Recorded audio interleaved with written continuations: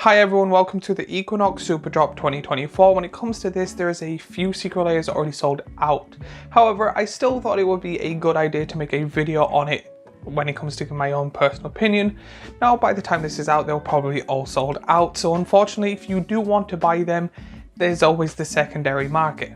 But I thought it would be a good video to make my thoughts and opinions on the cards when it comes to sets, and maybe a few changes that wizards or people that control the secret layers can do. But as always, first we need a word from our sponsors. The sponsor of this video is me. I have started an Etsy page where I'm going to try and be selling clothes that I've designed, thought would be funny, thought would be cool, thought would be amazing on people's bodies. So I literally spent maybe a month or two looking at different resources and stuff to come up with the nicest clothes I could possibly find, with the coolest designs that I have done myself, with stuff like playmats, hoodies, t-shirts. I'm going to try and do phone cases. They're harder than I thought, but I do think that it is a really good thing to actually put into. So if you would like to help me out or help the channel out, please go onto my Etsy. It will be linked down below, and you'll be able to find very nice clothing and also be supporting the channel. So links down below, and also if there's any other designs, I will be putting on any of my social media, so please follow me there as well. So the first secret layer I want to go over, I apologize if I absolutely butchered the name, but it's secret layer featuring Finon Wahil.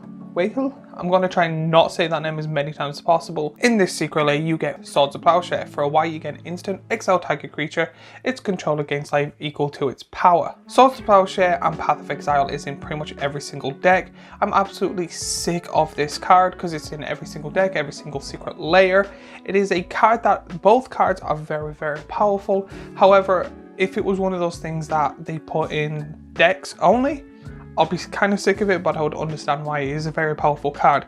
However, and I could be wrong here, there's already different variations of secret layers or full art cards when it comes to competitions and stuff. And I just find it weird that this is the card that they constantly reprint over and over again when it comes to these.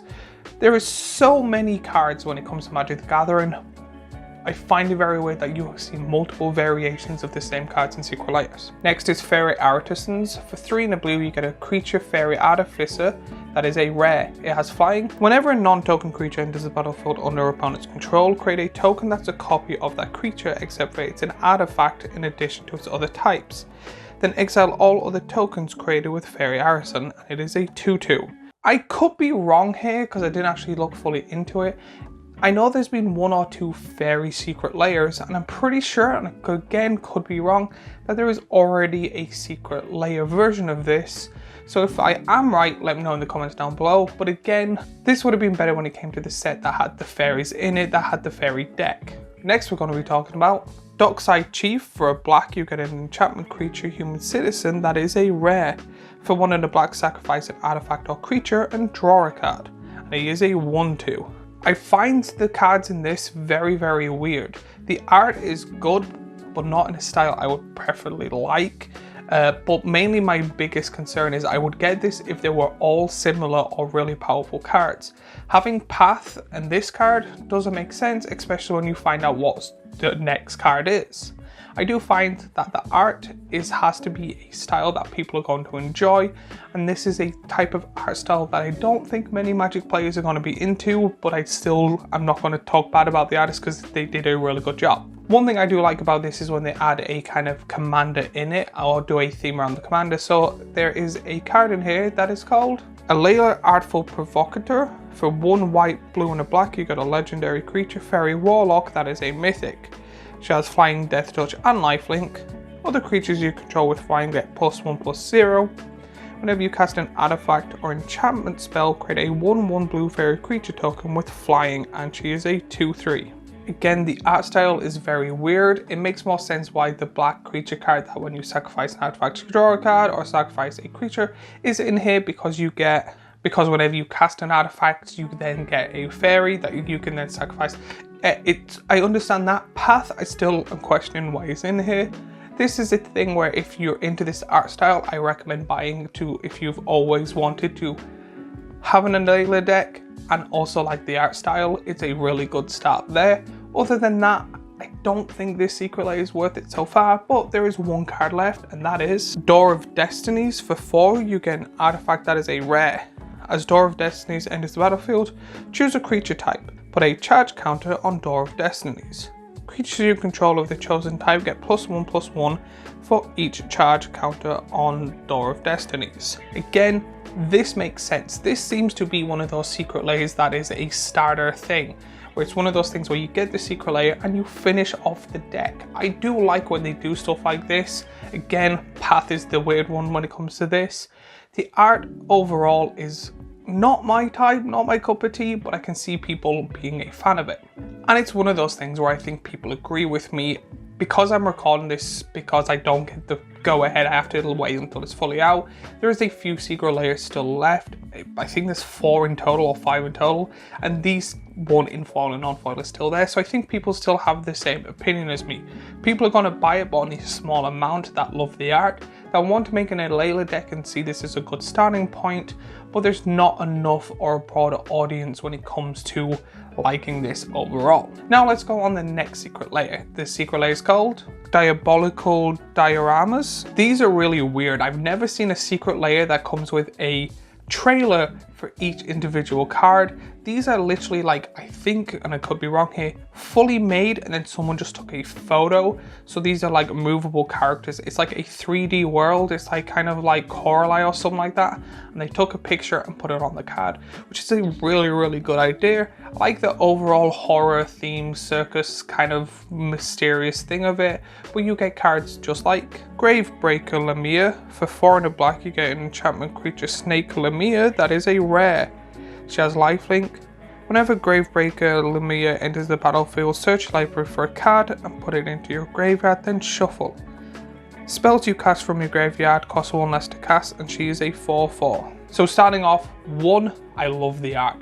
2, the card selection is good, because even if you are not big into cards or into certain commanders, this card is good enough that I've seen it in so many different decks. 1, it's a form of tutor in the right decks that have graveyard recursion. I have seen this in so many like Madrolta decks, or there's that 3-color guy that is also the commander here, because I do think these are very, here's your commander, here's a fair few cards, go with it. This card goes really good with the commander of the secret lair. So let's go on to the next card. And the next card is Aura Shards. For 1 green and a white, you get an enchantment that is a rare. Whenever a creature enters the battlefield under your control, you may destroy target artifact or enchantment. This card is absolutely busted, especially if you have a token deck. This plus the first card I talk about is absolutely hilarious, because if you are playing a deck where you get stuff from your graveyard, things costing 1 cheaper means you're able to likely play more creature cards. Then when creatures enter the battlefield, you're then destroying artifacts and enchantments. For 3 mana, this is a ongoing effect, which is absolutely amazing, because if you play something like Grave Titan, that's 3 triggers of it when playing it, and then 2 more every time you attack. Such a good card. And the art is absolutely amazing, cute, and terrifying all at the same time. Now let's go on to Fiend Artisan. For 2 hybrid mana of a black and green, you get a creature nightmare that is a mythic. Fiend Artisan gets +1/+1 for each creature in your graveyard.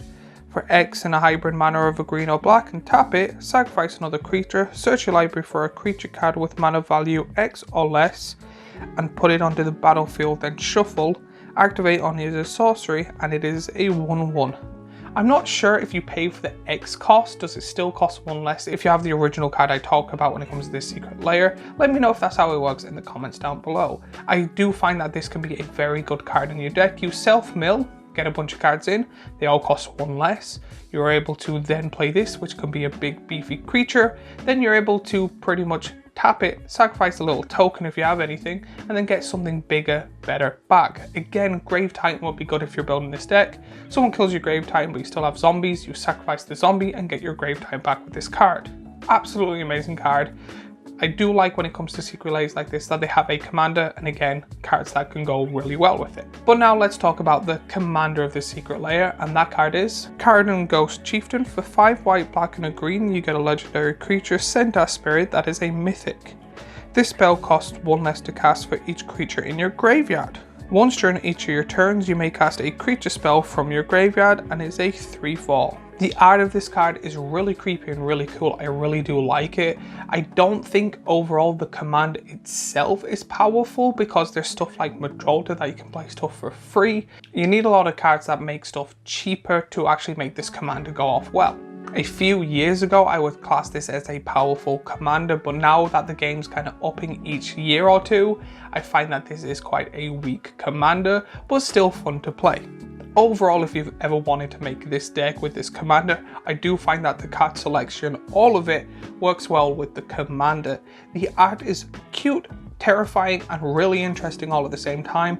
I really hope they do stuff like this. This is more of my style. I do think it gives kind of like a Coraline Nightmare Before Christmas type of theme, and I really do like that there was a hard focus on it because all the cards I could see put into the deck. Now we are going on to Artist Series Rovnia Kia.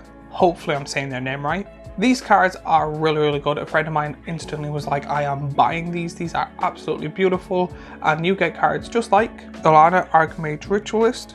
For 2 blue, black and a red, you get a legendary creature, Human Wizard. Eminence. Whenever another non-token wizard enters the battlefield under your control, if Ilana Archmage Ritual is in the command zone or on the battlefield, you may pay 1. If you do, create a token that's a copy of that wizard. The token gains haste, exile at the beginning of the next end step. Tap 5 untapped wizards you control, target player loses 7 life and is a 4/5. Eminence is a really powerful ability, especially with like Edgar and the guy that lets you draw and lose life or something like that. This is a commander that I've never actually seen played before, so I don't know how powerful they are. I do find their ability very weird. The fact that you need to, like, if you tap 5 wizards, someone loses 7 life. There's way more better cards when it comes to this, but Eminence was an ability very long ago. Next is Aether Vial. For 1, you get an artifact. At the beginning of your upkeep, you may put a charge counter on Aether Vial. Tap, you may put a creature card with mana value equal to the number of charge counters on Aether Vial from your hand onto the battlefield. Again, I remember this card being 20-30 quid. This card is absolutely amazing and the art is very good. I do like these very like tarot card-esque things. Personally, my only thing I don't like about them is that they are very hard to read. When it comes to this, I do see it becoming a card that would go in this deck. However, it's a card that is good in majority of decks, and there is a better version, in my opinion, called As Foretold, mainly because you're allowed to play stuff that or lower. When it comes to this, you can only play cards that are that mana value. Plus, with your commander of the deck having a blue pip, I thought As Foretold would be the better version. But again, correct me in the comments down below if you think Aether Vial is better than As Foretold. Next is Arcane Signet. For 2, you get an artifact. Tap, add 1 mana of any colour in your commander colour identity. This I find a very weird card. This is kind of like the Path of Exile version when it comes to the other secret layer. I do find it to be too much of a generically good card to put in a secret layer, especially since I'm pretty sure they've done it before. My second thing when it comes to this is I like when they do this where there's like a commander and there's cards with it, where Arcane Signet is overprinted. Not overprinted because it's a really good card, but it's overprinted as in, why is it in a secret layer? It's in every single deck. People are going to have loads of it. If you want a secret layer, I do find that this card is the weakest part of it, mainly because I would rather a card that goes well in the deck and put a normal art secret layer in, or a normal art Arcane Signet in, than have a fancy Arcane Signet in. It's a very weird card to put in. It just seems to be like someone built a deck and picked the commander and then a few of the cards that go well, and weirdly they picked this card. Again, not complaining if that is the way they do it, but it's one of those things where I find this to be the weakest point of this secret layer. Next we are going on to Sword of the Animist. For 2, you get a legendary artifact equipment. Equipped creature gets +1/+1. Whenever a equipped creature attacks, you may search your library for a basic land card, put it on the battlefield, tap, then shuffle, and it's 2 to equip. So one thing I do have to say, the art of the hand holding the sword upside down with it black and white is absolutely beautiful. I love the art of all these cards. This one being my favorite. 2, this is a very powerful and really good card, but again, nothing to do with wizards if that's the kind of theme they're going on. I do find it still to be good because it's a generically good card, because even if I bought this secret lair, I would be putting it in a deck. Doesn't matter, there is probably a deck that I have that this card will go well in. I can see a lot of people buying this if they really like the art, really like tarot cards, and really want another Sword of Animus, solely buying it for this card and this card only. Overall, I do find it weird, but I think my mindset is, because I've talked about these 3 secret layers, that it's a commander with 3 or 4 really good cards going around it. So 2 of them being generically good cards, or all 3 of them technically being all really good cards that just go generically in decks. I can see a lot of people buying this, getting the commander card going, don't need you anymore, and then putting the 3 cards in their favorite deck. Now we are going on to the Fallout ones, starting with Fallout Special. The first one being Strength, or S, and that card is Steel Shaper's Gift. For a white, you get a sorcery that is a rare. Search your library for equipment card, reveal it, and put it into your hand, then shuffle. So this is based on the Fallout Shelter stuff, so the art is fine. I'm not really going to be giving out or complaining, but I do find the card selection of all of these to be very, very weird. I think they should have more focused on the ability of each of the words, because it just seems to be they picked a random card. When it comes to strength, there's so many green cards that like give +X+X. I'd rather it be like strength, and then do you know the way they have the name of the real card underneath, and it being something like unnatural growth would have been great for this card, but it being strength, then underneath unnatural growth, and then the rest being the exact same. And for perception, we have propaganda. For 2 and a blue, you get an enchantment that is a rare. Creatures can attack you unless their controller pays 2 for each creature they control that's attacking you. Again, nothing to do with perception. There's already a double-sided propaganda that came out in the flip deck, so again, they're reprinting cards that they've already done before. And again, there's so many cards that let you rather, like, we'll say, scry, surveil, look at your opponent's hand, that they could have picked something, pretty much anything, to be able to be perception. I do find the card selection of this very, very weird. However, as a stacks player who has propaganda in the deck, I would have bought the flip one, but I checked recently, it's 30 quid still. Not doing that. I do think if I do get this secret layer, which I have done, I will be putting this version in. Now for endurance, we have Elixir of Immortality. For 1, you get an artifact that is a rare. Tap 2 and it, you gain 5 life. Shuffle Elixir of Immortality from your graveyard into its owner's library.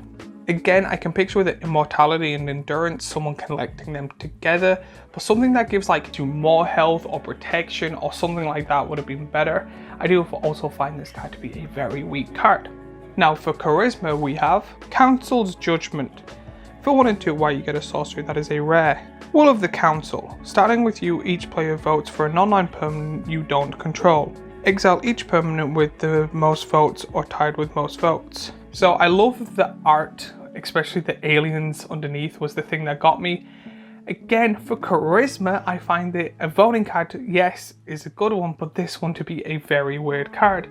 Now I know this is going to get me a lot of grief, but there is that voting card where you have to rather let that person take an extra turn or take one of your permanents. That I think would have been perfect for this card. If there's any charisma cards you can think of, let me know in the comments down below. Now we're going on to intelligence, and the card for intelligence is Idyllic Tutor. For 2 and a white, you get a sorcery that is a rare. Search your library for an enchantment card, reveal it, put it into your hand, then shuffle. I can see tutors being for intelligence, that does make sense, but the thing that came for me is there's a lot of like sphinxes that are supposed to be really smart and stuff like that, and they draw a lot or scry a lot, so that's what my first thought is. But a tutor is fine and quite good, and I do think that this is a very powerful card, and since I bought this and I have an enchantment stacks deck, I'm not going to be complaining because this card's 100% going in. I just find it, again, the card selection when it comes to the special Fallout set to be the most weird thing I've noticed. And now for agility, we have Anger. For 3 and a red, you get a creature incarnation that is a rare. He has haste. As long as Anger is in your graveyard and you control a mountain, creatures you control have haste, and it is a 2/2. To be honest, so Anger agility, AA, jumping straight to that. But when it comes to agility, I think something like dodging or blocking is more of a thing. So something like a fog would possibly be better. I do think they did have a hard time finding a card that starts with the same letter and also does what the ability does. So I'm not going to be like, oh no, like they should not have done that. I do think the better way to do it is having perception like each name and then having their real card underneath, because they do that in a later card. So I did find a way that they didn't do it with this. I do think anger is a weird one to put in here, but I cannot really think of anything for agility. So if you can, let me know in the comments down below. And then finally for luck, we have Lightning Bolt. For a red you get instant, that is a rare. Lightning Bolt does 3 damage to any target. For luck, the amount of dice cards when it comes, like there's even Mr. House, the D&D sets, some of the Fallout cards, there's dice roll effects, which is based on pure luck. They could have been anything that revolves throwing dice or getting a certain dice roll that is pure luck that they could have added. And again, a lightning bolt is one of those things where they have secret layers, they have other versions of it, they have like tournament versions. Lightning bolt has so many different arts with so many different things that I do find that throwing another lightning bolt in a secret layer is kind of a petty, like, go away type of thing. When it comes to this, I'm not sure what the secret card is because they've revealed the secret cards for the other two, so I wonder what they're going to do for this one. But now let's go on to the second Fallout one, being Fallout Points of Interest. These are all land cards, and again, when it comes to secret layer land ones, I'm not the biggest fan. However, they've stopped doing basic land ones, or there has not been a basic land one in a little while. So I'm kind of happy, but at the same time, I do have my complaints. But let's start off with Paducah Bog. It's a land that's a rare. Paducah Bog enters the battlefield tapped. When Paducah Bog enters the battlefield, exile target player's graveyard, and it taps for a black. Again, I'm not complaining about the card. The art, beautiful. Love this card when it goes to someone who has a self-mill deck and you play this down and they're like, oh no.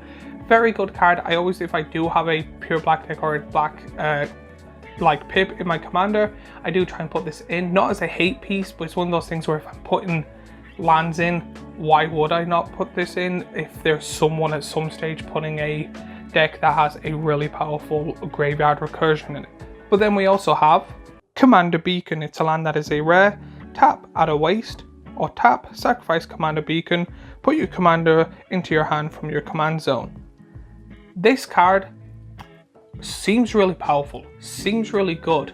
The ability to pretty much ignore the command attacks. I've never seen it played, like ever. I've seen people that have really powerful, very heavy mana commanders that when someone goes to like kill their commander or they're trying to cost and they cost too much, like I've seen people pay 15, 20, 30 mana for their commander, and this isn't still a put in your deck when this happens multiple times. Again, if you have a Toxriel deck, people rather would put in graveyard recursion than put in this card. I do find that it should be more used, but it seems to be a card that's not very used. If you know why, please let me know. But then we have Fable Passage, the land that's a rare. Tap, sacrifice Fable Passage, search your library for a basic land card, put it onto the battlefield tapped, then shuffle. If you control 4 or more lands, untap that land. So one thing I do have to say, the land with Cobblesworth and Dogmeat being in it while you're going through the portal, absolutely hilarious. I love the art of all of these. But Fable Passage just recently got one as well. They done like a Star Galactic one as well recently, which I bought. And I do find it weird that again, with the amount of lands there is, they still pick the same ones. Then we have Reflecting Pool. It's a land that's a rare. Tap, add 1 mana of any type that a land you control would produce. This hasn't got a reprinting in a very long time, so I do really like it. The art is funny, again, classic Fallout art. But I really do like that there is a card that hasn't been reprinted in a while that is being seen in this. And then there's also Reliquary Tower. It's a land that's a rare. You have no maximum hand size. Tap, add a waste. I play a lot of draw, and I really hate discarding, and I really hate putting stuff in my graveyard. I want to be one of those players that's like, I love my entire hand and I want a really big hand. I do play a lot of decks that requires that, so a lot of decks have Reliquary Tower. It is one of my favorite lands, that and Rogue's Passage, absolutely mint cards. But I do find this to be a very funny card, but again, not really worth it for a secret layer with how many reprints and how many decks it's in. Then finally, the biggest and best one in my opinion is the Fallout Vault Boy. This again seems to be here as a commander with a bunch of other cards. So let's start off with the commander of this secret lair being Vault Boy Cap Collector for 2 white and a blue. He's Grand Arbiter Arbestein V, legendary creature human advisor that is a rare. White spells you cast cost 1 less. Blue spells you cast cost 1 less. Spells your opponent cast cost 1 more to cast, and is a 2/3. When I seen this as a stack solver, I was like, yes, this is amazing. However, I'm a little bit salty, but that's mainly on me, is because I got the Judge promo one a little while back. They reprinted it and gave it a full art as well. And now there's this. So I'm probably going to have 3 versions of this, but I only need 1, and I don't really know what to do because I love Fallout, but the Judge promo one is my favorite. And again, I'm probably just collecting the 3rd full art one. But we also get Sphere of Resistance. For 2, you get an artifact that is a rare. Spells cast 1 more to cast. Again, that classic funny Fallout art. This is a okay stacks piece. The only bad side is it also affects you. But however, I do find it funny that again, with the command on the field, if you're playing white and blue cards, there's not really much of a loss. And then we have Terrasphere. For 3, you get an artifact that is a mythic. As long as Terrasphere is in tap, each spell that would cost less than 3 mana to cast costs 3 mana to cast. This is a very, very weird card. It took me a while for my head to get around. Pretty much, if you have a Soul Ring, it doesn't cost 1, it costs 3. If you have a card that costs 2, like we'll say a black and 1, it'll cost a black and 2 instead. It doesn't give it +3, it just makes it up to 3. Again, really powerful card, especially because it costs 3 mana, so it's not affecting itself, which is a weird thing if it would do. I do find it overall a good card, but it also affects you. So that means you have to play your Soul Ring before playing this. I do have a stacks deck and I am planning on putting all of the Fallout cards in, so again, we're going to probably have to do a fair few changes. Now the biggest complaint I've seen online when it comes to this is why are they reprinting Winter Orb? For 2, you get an artifact that is a rare. As long as Winter Orb is untapped, players can untap more than 1 land during their untap steps. This can be absolutely and horribly broken if you have tap and untap abilities, and there is a lot of them. You can pretty much just turn off the game and untap and tap whenever you feel like, and making sure that none of your opponents play anything more than 1 land a turn. I do find that art funny that it's pretty much him in the freezer. Again, great for the Winter Orb, but I do find it, and I do understand a lot of complaints that a very powerful and known card that loads of people want banned is now in a secret lair. Overall, this is an amazing Fallout secret lair. I do find that this secret lair is the best. The other 2 Fallout ones are not as good. I do find it weird that they have the Grand Arbiter as a cap Vault Boy, but they didn't do it with special.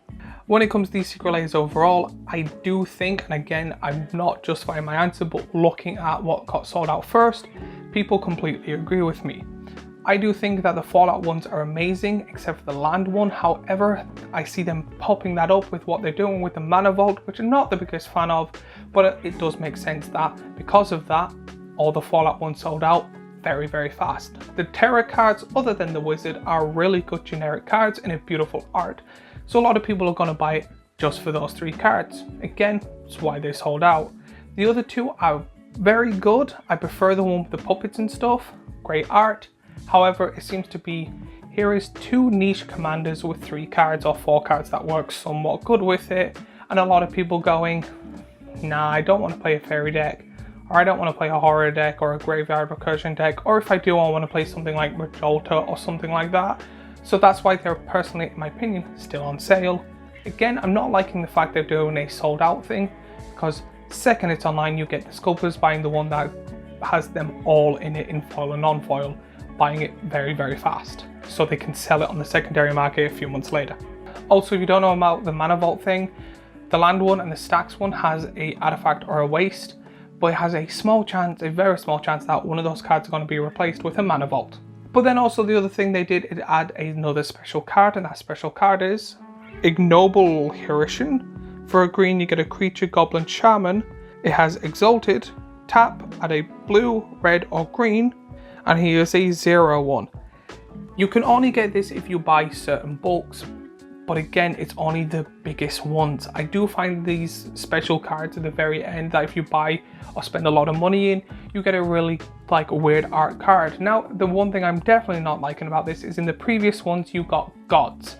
Not a big fan of any of them, but at least they were gods or powerful cards. This is a 3-color mana fixer goblin like mech card, and you can only get it in the bigger bundles. I don't think it's worth it, especially since the gods that are worth some more money jump down. I think all them cards were somewhere between 10 and 20 quid, but originally they were like 30, 40. This card is absolutely worthless, and I don't see anyone playing it or being like, I want that. I just see people going, I want the really big bundle that comes with it. It's gonna go in my folder or junk or whatever, or I'll give it to a friend. Again, if they are doing this, they should do a better version of it, in my opinion, where if you buy a bundle, because again, there's no really price on the cards for them, you get it.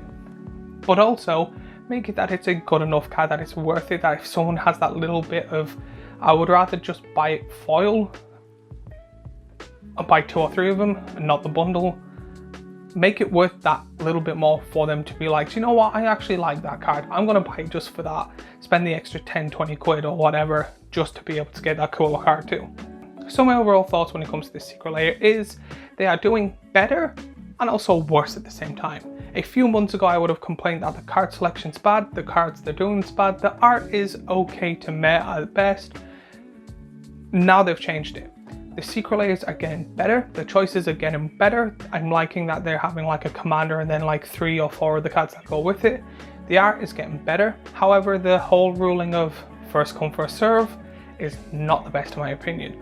I do think that, I understand that the older way, people were complaining that they had to wait months and months and months. However, I'm still waiting for my previous secret layer to come, so I'm finding it's pretty much the exact same. But the sold out thing I'm seeing so many complaints about, so I would love to hear your thoughts and opinions in the comments down below what you think. If there's any secret layers you would have liked to buy, or if you bought any, let me know in the comments down below. I bought the Fallout ones, all 3 of them, in the foil bundle, so I can't wait for them. I will do an unboxing video of them.